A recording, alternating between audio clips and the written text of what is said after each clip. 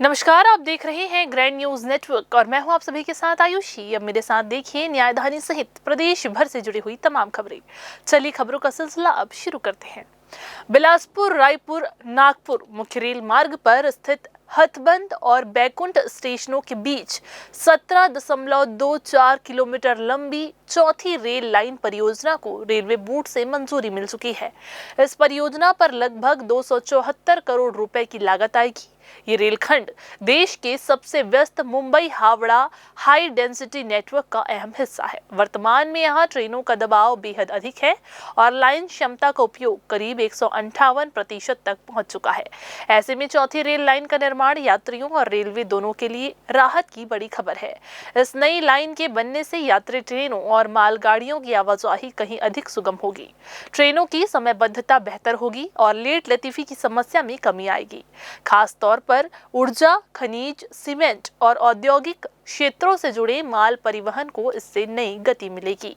परियोजना की detailed project report को मूल्यांकन समिति की अनुशंसा और रेलवे बोर्ड के संबंधित विभागों की स्वीकृति मिल चुकी है। इससे क्षेत्र में आर्थिक विकास, औद्योगिक विस्तार और रोजगार के नए अवसर पैदा होंगे।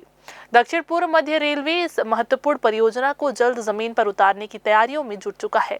कुल मिलाकर ये चौथी रेल लाइन छत्तीसगढ़ और देश की रेल व्यवस्था के लिए एक मजबूत और दूरगामी कदम साबित होगी। तोरवा थाना क्षेत्र अंतर्गत लाल खदान ओवरब्रिज के पास देर रात तेज रफ्तार अज्ञात वाहन की टक्कर से सीआरपीएफ जवान मनीष कुमार आदिले की दर्दनाक मौत हो गई, जबकि उनके साथ बाइक पर सवार परिचित उदयपाल ओगरे गंभीर रूप से घायल हो गए। आपको बता दें कि कोरबा जिले के हरदी बाजार अंतर्गत जोरहा डबरी निवासी मनीष की पोस्टिंग श्रीनगर में थी और अभी वे छुट्टी में गृहग्राम आए हुए थे। बाबा गुरु घासीदास जयंती कार्यक्रम में शामिल होने के बाद दोनों देर रात बाइक से बिलासपुर लौट रहे थे।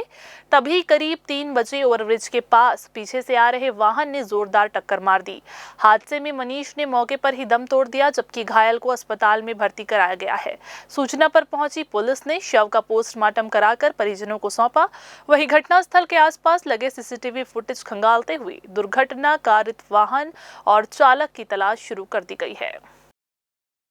मेरे मामा जी जो हैं अभी श्रीनगर में पोस्टिंग था उनका सीआरपीएफ में, और अभी वो छुट्टी पे घर आए हुए थे और कल 18 दिसंबर था। उनका रहना यहाँ बिलासपुर में होता है। बाकी गांव हरदी बाजार के पास में जोरहा डबरी में गांव है, और कल 18 दिसंबर के है ना अवसर पर वो गांव गए हुए थे। फिर वहाँ से फिर वापस बिलासपुर के लिए आ रहे थे, तभी रास्ते में लाल खदान के पास में उनका एक्सीडेंट हुआ है। और एक्सीडेंट मतलब हुआ है, बाकी अभी कुछ गाड़ी जो अज्ञात गाड़ी ठोक के चली गई उसको कुछ पता नहीं चल पाया है ना जी। बाकी अभी फिर जब हॉस्पिटल पहुँचे। ये एक्सीडेंट लाल खदान में कहाँ पर हुआ है? अपने ओवरब्रिज के नीचे। ओवरब्रिज के नीचे। और इनका पूरा नाम क्या है इनका? मनीष कुमार आदिले। और पिताजी का नाम? सुंदर लाल आदिले। ये एक्सीडेंट कैसे हुआ है? एक्सीडेंट कैसे हुआ? आप पीछे पीछे बैठे थे आप? कहाँ पर हुआ है एक्सीडेंट? लाल खदान का ओवरब्रिज है ना, उसके पास। हाँ, एक गाड़ी वाला आ रहा था वहाँ पीछे से। हाँ, ओवर स्पीड के चक्कर में हमको मार कर चला गया था। कौन से कलर की गाड़ी थी? अब वो कलर वही वाइट कलर का था शायद तक, वाइट और कुछ ऐसे था। भुना चना में non permitted synthetic food colour auramine के इस्तेमाल की आशंका पर खाद्य एवं औषधि प्रशासन की टीम ने औचक निरीक्षण कर भारी मात्रा में भुना चना जब्त किया है। नियंत्रक खाद्य और औषधि प्रशासन छत्तीसगढ़ के निर्देश पर अभिहित अधिकारी के मार्गदर्शन में बिलासपुर जिला की खाद्य सुरक्षा टीम ने सिरगिट्टी क्षेत्र में भुना चना बनाने वाली इकाइयों की जांच की। जांच के दौरान अमित फूड प्रोडक्ट से 600 किलो भुना चना, जिसकी अनुमानित कीमत 48,000 रुपए, और जय भोले इंडस्ट्रीज से 750 किलो भुना चना, जिसकी कीमत लगभग 60,000 रुपए बताई गई है, वो जब्त किया गया। इसके अलावा शिव शक्ति दाल मिल से जांच के लिए नमूने लिए गए। सभी संबंधित फर्मों को सुधार के लिए नोटिस जारी किए गए हैं। जब्त किए गए और संकलित सभी नमूनों को जांच के लिए रायपुर स्थित राज्य खाद्य परीक्षण प्रयोगशाला में भेजा गया है। इस कार्यवाही में अभिहित अधिकारी आर देवांगन, खाद्य सुरक्षा अधिकारी अंकित गुप्ता, अविशा मरावी, भारती शांडिल्य और नमूना सहायक निखिलेश साहू मौजूद रहे। प्रशासन ने स्पष्ट किया है कि जांच रिपोर्ट आने के बाद यदि खाद्य संरक्षा एवं मानक अधिनियम 2006 का उल्लंघन पाया गया तो संबंधित फर्मों के खिलाफ सख्त कानूनी कार्रवाई की जाएगी। खाद्य विभाग की इस कार्रवाई से ये साफ हो गया है कि आम जनता के स्वास्थ्य से किसी भी तरह का समझौता बर्दाश्त नहीं किया जाएगा। इधर छत्तीसगढ़ हाईकोर्ट ने मुस्लिम विवाह कानून से जुड़े एक अहम मामले में बड़ा फैसला सुनाते हुए कहा है कि यदि पति लगातार 2 वर्षों तक पत्नी का भरण पोषण नहीं करता तो पत्नी को तलाक देने का वैधानिक अधिकार प्राप्त होगा और इसमें मायके में रहने की स्थिति भी बाधा नहीं बनेगी।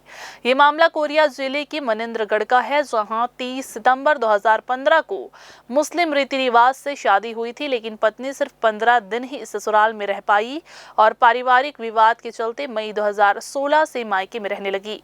पत्नी का यह भी आरोप था कि पति ने उसके नाम की 10 लाख रुपए की एफडी तुड़वाने का दबाव बनाया, जिसके बाद उसने घरेलू हिंसा 495A और भरण पोषण के मामले दर्ज कराए। फैमिली कोर्ट ने इन परिस्थितियों के आधार पर तलाक का आदेश पास किया, जिसे हाईकोर्ट ने आंशिक रूप से बरकरार रखा। हाईकोर्ट ने स्पष्ट किया है कि मुस्लिम विवाह विच्छेद अधिनियम 1939 की धारा 2 में पत्नी का पति के साथ रहना अनिवार्य नहीं है और रिकॉर्ड से ये साबित होता है कि वर्ष 2016 से लेकर करीब 8 वर्षों तक पति ने किसी भी प्रकार का भरण पोषण नहीं दिया, जो तलाक के लिए पर्याप्त आधार है। हालांकि हाईकोर्ट ने फैमिली कोर्ट के उस निष्कर्ष को पलट दिया जिसमें पति द्वारा पत्नी की संपत्ति हड़पने या उसके कानूनी अधिकारों में बाधा डालने के आरोपों को सही माना गया था।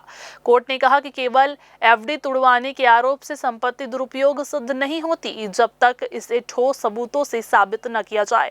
अंत में अदालत ने भरण पोषण न देने के आधार पर तलाक का आदेश कायम रखते हुए पति की अपील आंशिक रूप से स्वीकार की और ये संदेश दिया कि मुस्लिम महिलाओं के भरण पोषण के अधिकारों की अवहेलना किसी भी स्थिति में स्वीकार्य नहीं है।